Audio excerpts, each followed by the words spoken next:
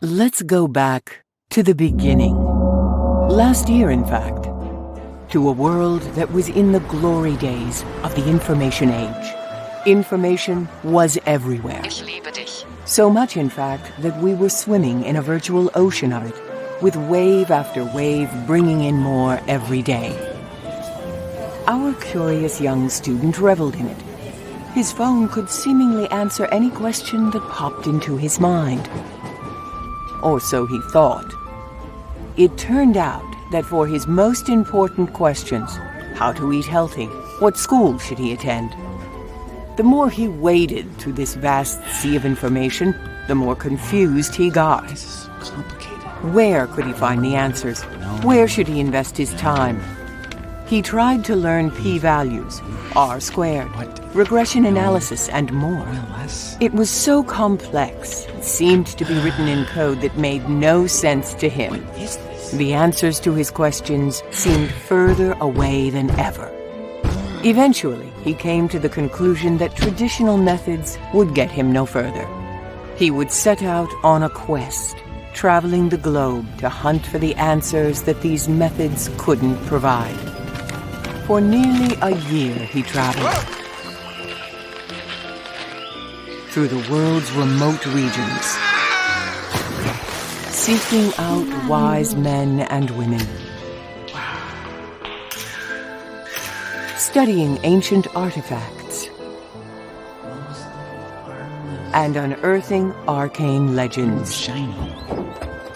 Throughout his travels, he continued to find clues of a remote place, a place of learning, and of a man who could swim through this sea of information, a man who knew how to find the answers, a master of metrics. After struggling for so long, it seemed he had finally found his destination. Which brings us back to now. Is there really a master who can teach me to find the answers I'm looking for? Indeed.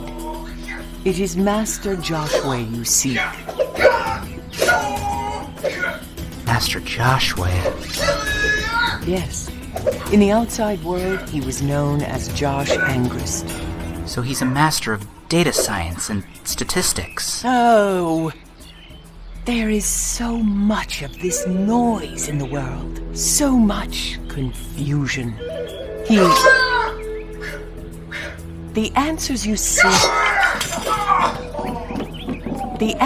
seek are rooted in a simple but deep concept, cause and effect. It is only through econometrics, the original data science, that you can come to know the path from cause to effect. And in order to grasp econometrics, you must learn to master the legendary Furious Five. These are the primary weapons used in econometrics. Without... The journey of 1,000 miles begins with one step.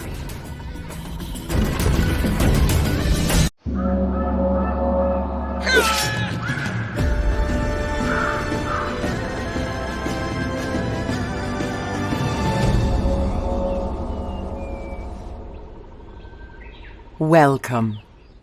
You have traveled long and far, through jungles and deserts, to learn econometrics. Today, you take your first step towards becoming a metrics master. We will be studying the teachings of Master Joshua. He and Master Steve Fu built this place of learning. Our first lesson is not for training your hands, but for training your mind. Our metrics path leads to choices and consequences. But the way of metrics begins with questions. We consider questions of world-shaking importance. But some of our most interesting questions are personal. What to study, where to work, whether to marry your sweetheart. Here's a question you might have considered already. Should you go to an expensive private university like Carnegie Mellon or Duke? Or should you save money by going to your local state school, say Penn State or UNC? Facing two roads, you can pick only one.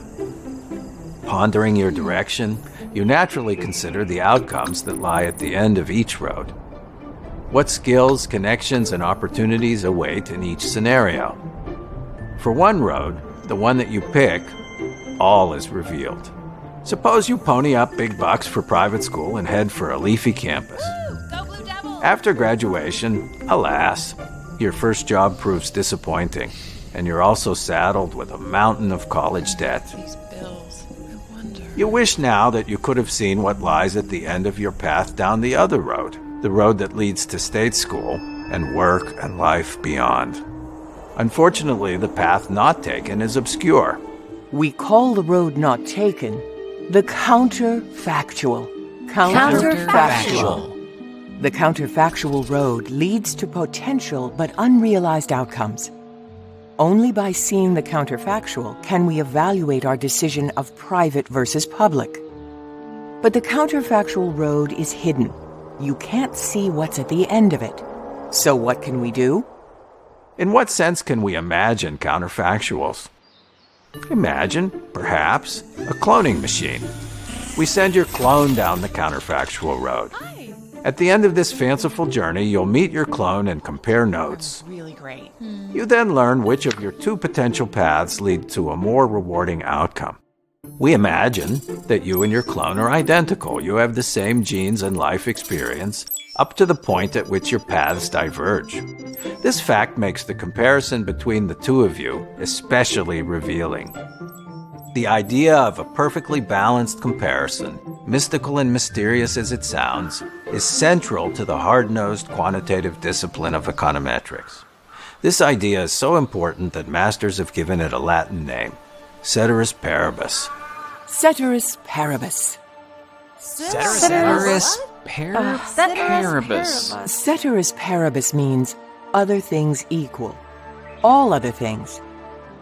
With clones, we'd have perfect ceteris paribus, and we'd actually get to play out the counterfactual scenario. We'd have a clear picture of cause and effect. In our fanciful cloning experiment, the only differences between you and cloned you arise in the wake of a single decision, to go private or go public. What comes later must therefore be caused by this single choice. Too bad cloning to discover counterfactuals is impractical, maybe even illegal. But cloning is also unnecessary. Metrics masters make it their business to discover something seemingly unknowable and obscure. What lies at the end of the road not taken? Whoa, how's that possible? We don't have a cloning machine, but if you develop the right mindset, you won't need one. Wielded with judgment and skill, the weapons of econometrics can provide ceteris paribus comparisons. Time for your first test of ceteris paribus. Otto, does private university attendance pay? How would you discover this? By following two groups of students, one going private and the other public. Then we measure their average wages. This has been done. Here's what it shows. Those who attend private school earn 14% more. Then a private university is worth it. Have you forgotten about ceteris paribus? Look at the group of students on each road. Let's compare them as they set out for college. Are they truly similar? Do they have the same test scores, family background, and ambition? Almost certainly not. Surely, these differences between public and private groups also affects their wages. Can ceteris really be said to be paribus? Fortunately, this is a training exercise. In the high-stakes world of real empirical work, forgetting ceteris paribus would lead you straight into the arms of one of our mortal enemies, selection bias. We'll learn how to confront selection bias next time we meet. Rest up. You'll need your strength.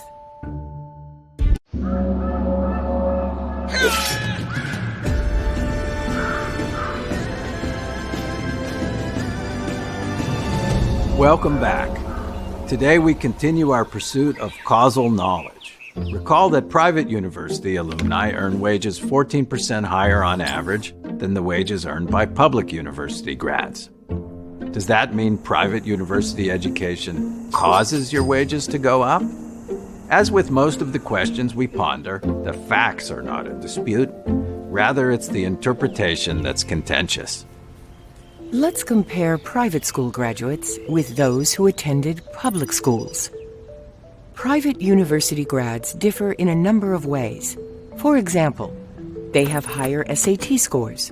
Attendees of private universities score 120 points higher on average. These SAT stars sport orange sweatshirts.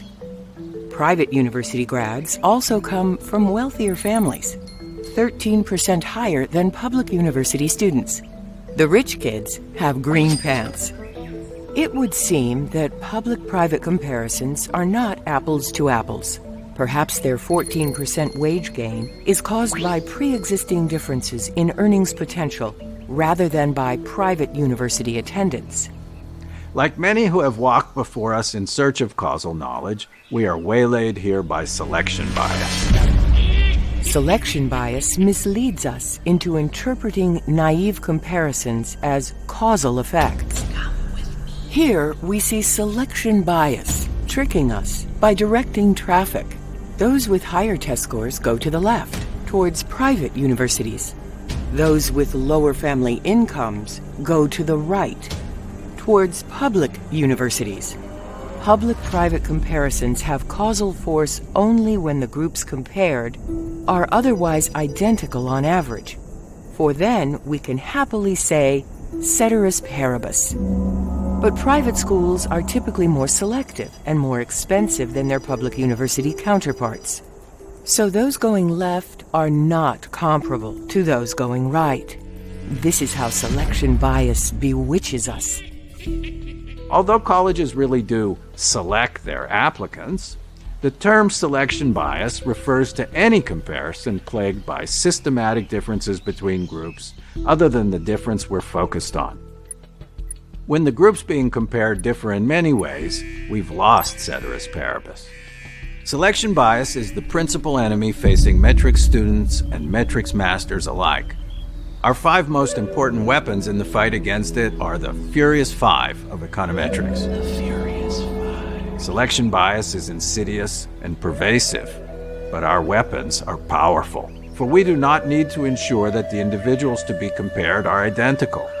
We don't need virtual clones. Rather, we need only ensure that the groups compared be the same on average. Our most powerful weapon, strong and dependable, is random assignment of group membership. Imagine a secret experiment in which applicants to public and private colleges are randomly assigned to attend one or the other. Seems only fair, and maybe we'll learn something from this too. In the interest of science, I have proposed such an experiment at MIT, where I teach econometrics. I'd like to replace our skilled but well-paid admissions officers with a coin toss. Random assignment of college admission ensures that when it comes to cross-school comparisons, ceteris paribus on average. Unfortunately for science, I have not yet convinced MIT admissions to replace its staff with a stack of pennies. As we'll discuss later, random assignment is often impossible or impractical. So we must look for practical and inexpensive strategies that have the same ceteris paribus-inducing power as random assignment. Kamal, where should we look? I don't know. If we could somehow control for... Correct. Metrics masters are control freaks. We implement statistical strategies that make the groups choosing different paths as similar as possible. Rather than simply comparing wages of public and private alums, we look within sets of alumni that have similar ability and background. Within these sets, we make public-private comparisons, but not across them. This strategy moves us one giant step closer to ceteris paribus and apples-to-apples comparisons. Let's look again at the Furious 5. Our principal tool in the struggle for control is regression. Regression is a neat way to compare two groups while simultaneously holding many differences between those in the groups fixed. Do regression estimates show that private university education is worth paying for? Yeah, good question. Using regression to adjust for applicant ability and family background, and a few demographic characteristics like race and sex, reduces the private college premium from 14% to 9%. 9% still seems pretty good. Yeah, 9 is legit. But do we have true ceteris paribus? Camilla? I'm not sure we controlled for everything. Maybe private school students are more ambitious or smarter in ways not fully captured by test scores. If so, comparisons are not apples to apples even after the adjustments you speak of. Yeah. Worrying indeed. The possibility that the variables we've adjusted for using regression do not fully account for group differences is called omitted variables bias, or OVB. That's bad. OVB is selection bias in a regression context. We suffer the effects of OVB when the regression we've got is not the one we want. The regression we want, the regression of our dreams, has more and better controls than the one we've got. How can we control for something like ambition? Is there an ambition index? It's not easy to produce ceteris paribus comparisons. Regression is a tool, it's not magic. Yet sometimes the results unearthed by this tool are striking. Masters of Econometrics Professors Stacy Dale and Alan Kruger faced the challenge of selection bias and OVB. In a famous academic study, Dale and Kruger controlled for the many possible differences between students who've attended different types of schools. They had the insight that selection bias in this context originates in two forces: student ambition and college opportunity. Most students have a pretty good sense of their own aptitude, inclination, and motivation for schoolwork. These forces are summarized by the type of schools they apply to. At the same time, college admissions offices invest massive hours and energy into ascertaining who will succeed on campus. They evaluate and select for academic ability and college commitment. What if we compare the outcomes of those who had the exact same acceptances and rejections?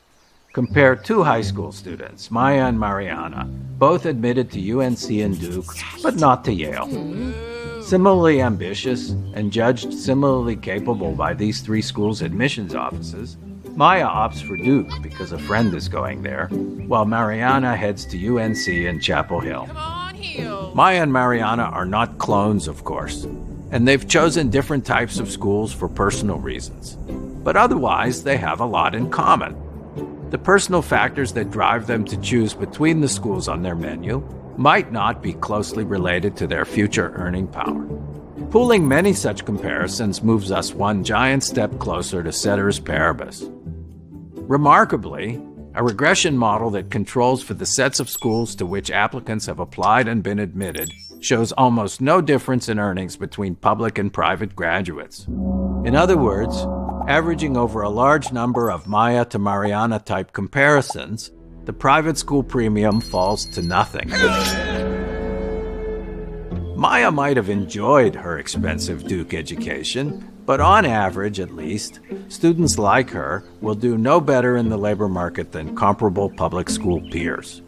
That's quite a change from our initial 14% earnings gap favoring elite school alumni. Regression has the power to turn a clouded statistical night into a clear causal day.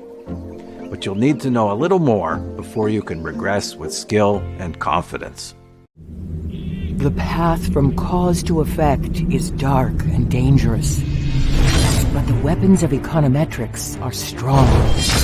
Behold the most powerful, the sword of random assignment, which cuts to the heart of causal questions.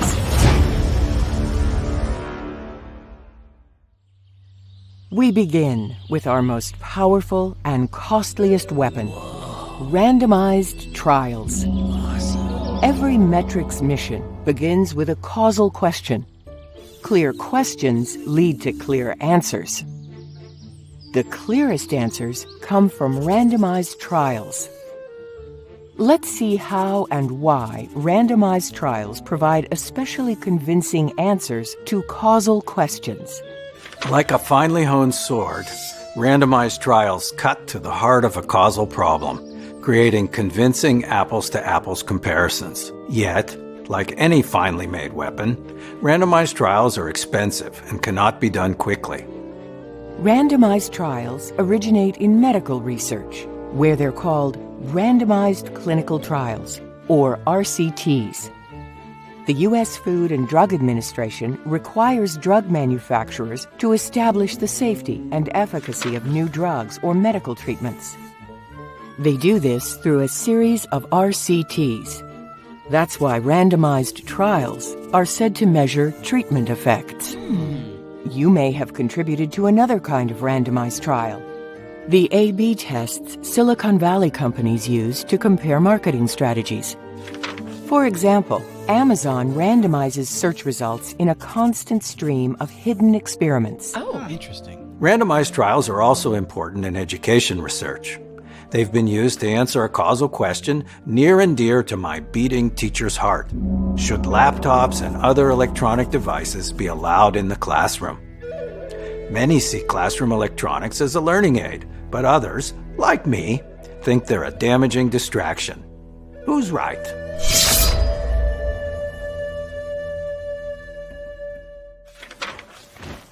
Metrics Masters teaching at West Point, the military college that trains American Army officers, designed a randomized trial to answer this question. These masters randomly assigned West Point cadets into economics classes operating under different rules. Unlike most American colleges, the West Point default is no electronics. For purposes of this experiment, some students were left in such traditional, technology-free classes. No laptops, no tablets, and no phones! No phones! This is the control group, or baseline case. Another group was allowed to use electronics. This is the treatment group, subject to a changed environment. The treatment in this case is the unrestricted use of laptops or tablets in class. Every causal question has a clear outcome. The variables we hope to influence defined in advance of the study. The outcomes in the West Point electronics study are final exam scores. The study seeks to answer the following question: what is the causal effect of classroom electronics on learning as measured by exam scores? West Point economics students were randomly assigned to either the treatment or control groups. Random assignment creates ceteris paribus comparisons, allowing us to draw causal conclusions by comparing groups. The causality-revealing power of a randomized trial comes from a statistical property called the law of large numbers. When statisticians and mathematicians uncover something important and reliably true about the natural world, they call it a law. The law of large numbers says that when the groups randomized are large enough, the students in them are sure to be similar on average in every way. This means that groups of students randomly divided can be expected to have similar family background, motivation, and ability. Sayonara selection bias, at least in theory. In practice, the groups randomized might not be large enough for the law of large numbers to kick in, or the researchers might have messed up the random assignments. As in any technical endeavor, even experienced masters are alert for a possible foul-up. We therefore check for balance, comparing student background variables across groups to make sure they indeed look similar. Here's the balance check for West Point. This table has two columns, one showing data from the control group and one showing data from the treatment group. The rows list a few of the variables that we hope are balanced: sex, age, race, and high school GPA, among others. The first row indicates what percentage of each group is female. It's 17% for the control group and 20% for the treatment group.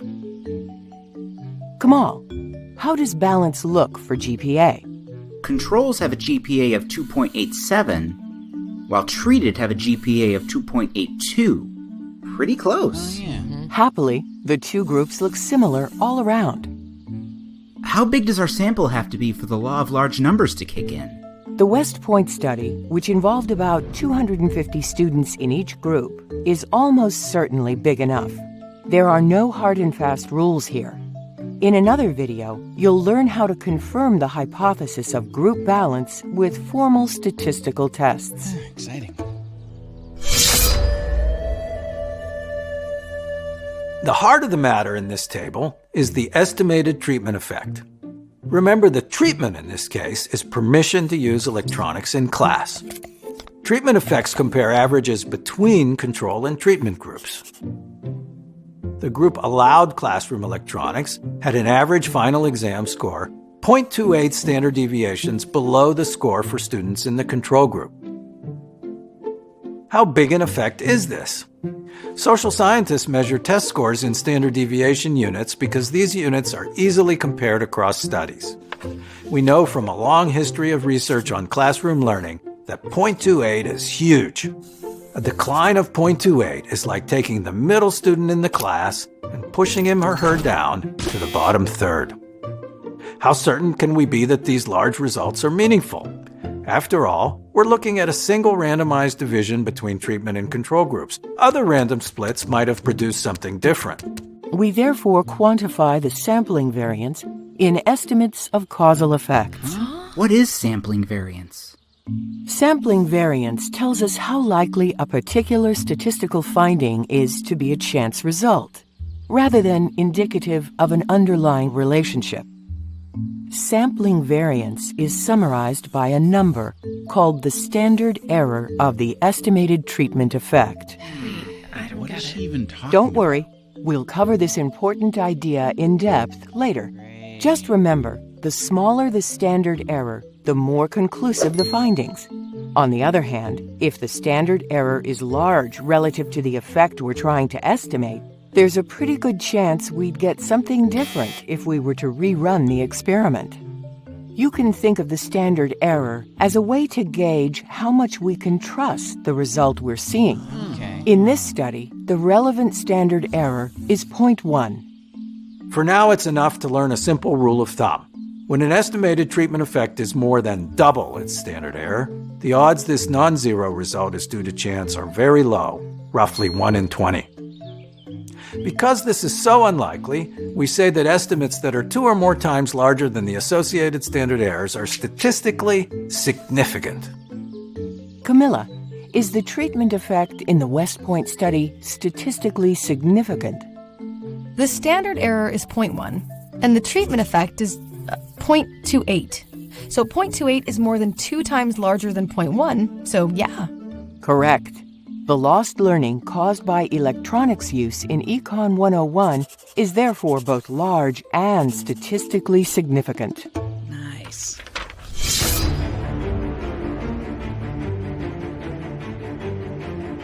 Randomized trials usually provide the most convincing answers to causal questions. When this weapon is in our toolkit, we use it. Random assignment allows us to claim ceteris has indeed been made paribus. But randomized trials can be tough to organize. They may be expensive, time-consuming, and in some cases, considered unethical. So masters look for convincing alternatives. The alternatives try to mimic the causality-revealing power of a randomized trial, but without the time, trouble, and expense of a purpose-built experiment. These alternative tools are applied in real-world scenarios that mimic random assignment.